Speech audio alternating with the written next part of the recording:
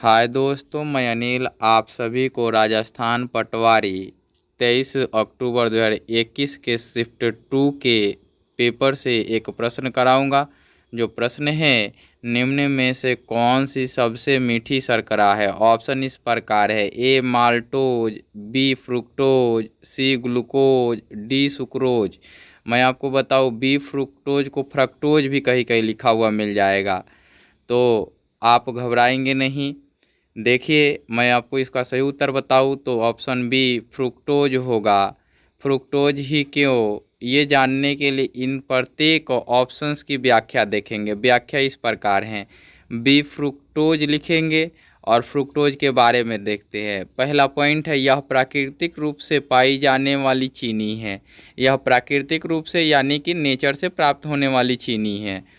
दूसरा पॉइंट है, यह सबसे मीठी चीनी है। यही पूछा हुआ है कि सबसे मीठी शर्करा है, तो सबसे मीठी चीनी है। यह एक मोनोसैकराइड है। सैकराइड मतलब चीनी और मोनो मतलब एकल चीनी है, जिसका अर्थ चीनी का सबसे सरल रूप है। देखिए, मोनोसैकराइड का अर्थ लिखा हुआ है जो चीनी का सबसे सरल रूप है, जिसका अर्थ है कि अधिक बुनियादी चीनी इकाइयों में तोड़ा नहीं जा सकता। मतलब कि इस फ्रुक्टोज को अब आगे की ओर अन्य चीनी में नहीं तोड़ा जा सकता, है ना।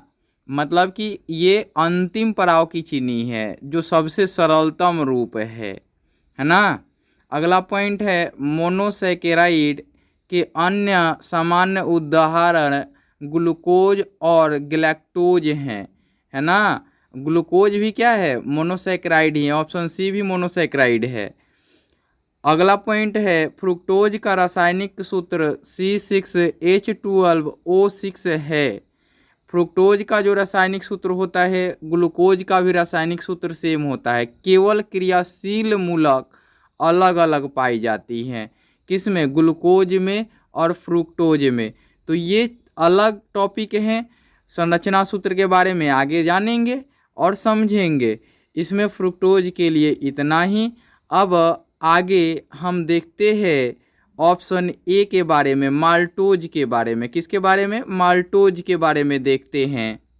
लिखा हमने माल्टोज। माल्टोज के बारे में जानने के लिए इसमें भी लिखते हैं कि यह एक बहुत ही मीठी चीनी है, जिसे माल्टिटोल शुगर के नाम से भी जाना जाता है।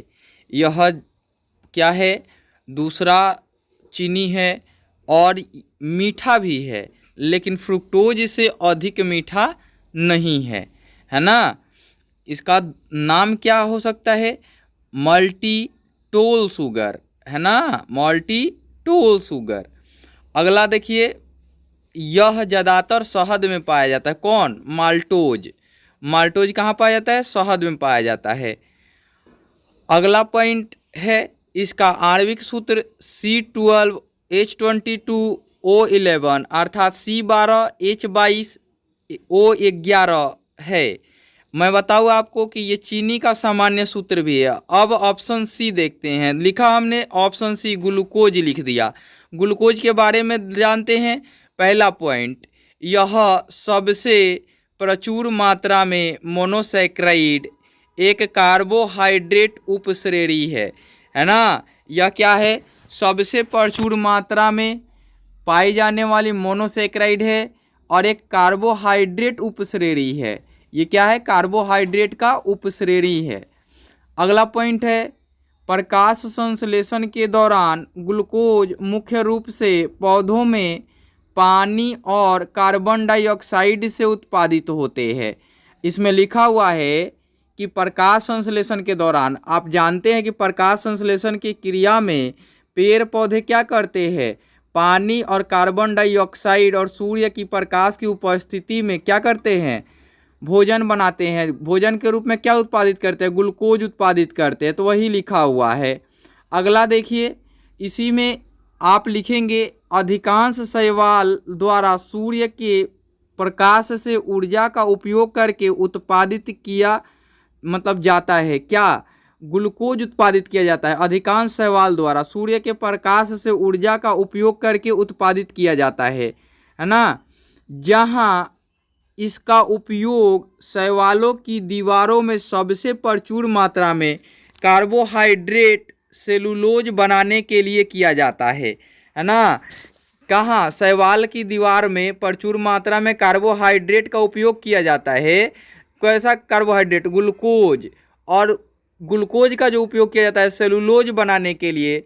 सेलुलोज क्या होता है? उनके बाहर के आवरण जो थाइमस की तरह होते हैं, मोटे आकार के बन जाते हैं, है ना, थैलेमस की तरह गांठ बनते हैं, तो वो सेलुलोज को इकट्ठा करते हैं।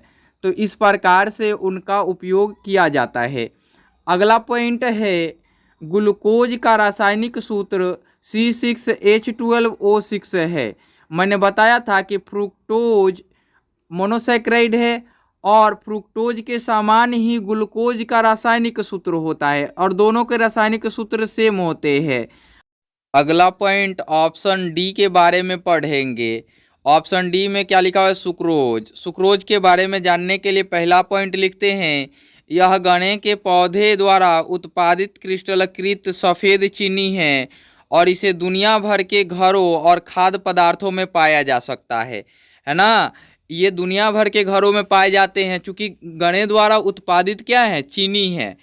और ये दुनिया भर के घरों में क्यों पाए जाएंगे? चीनी के रूप में, है ना।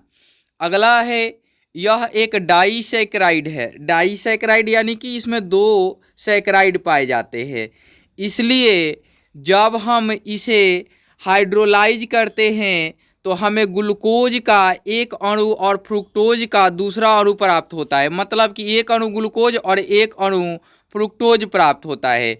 मैं आपको बताऊं कि ग्लूकोज और फ्रुक्टोज 2 अणु में टूटे। हाइड्रोलाइज का मीनिंग होता है किसी भी रासायनिक अभिक्रिया में जल के अणुओं का ब्रेक होना। मतलब कि जल के अणु टूटे तो उसे क्या कहते हैं? हाइड्रोलाइज बोलते हैं।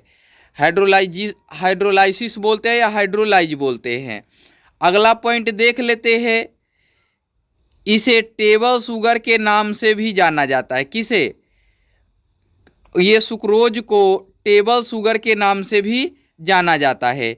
सुक्रोज का फार्मूला जो होता है, रासायनिक सूत्र होता है या सूत्र होता है C12H22O11। यह माल्टोज के समान ही संरचना सूत्र शामिल करते हैं और इसके संरचना सूत्र भी चीनी के समान होते हैं। और ये तो चीनी है ही, माल्टोज भी क्या है? चीनी ही है और सुक्रोज भी चीनी ही है। तो इसका भी फार्मूला और माल्टोज का भी फार्मूला दोनों समान होते हैं। उम्मीद करता हूँ ये समझ आया होगा।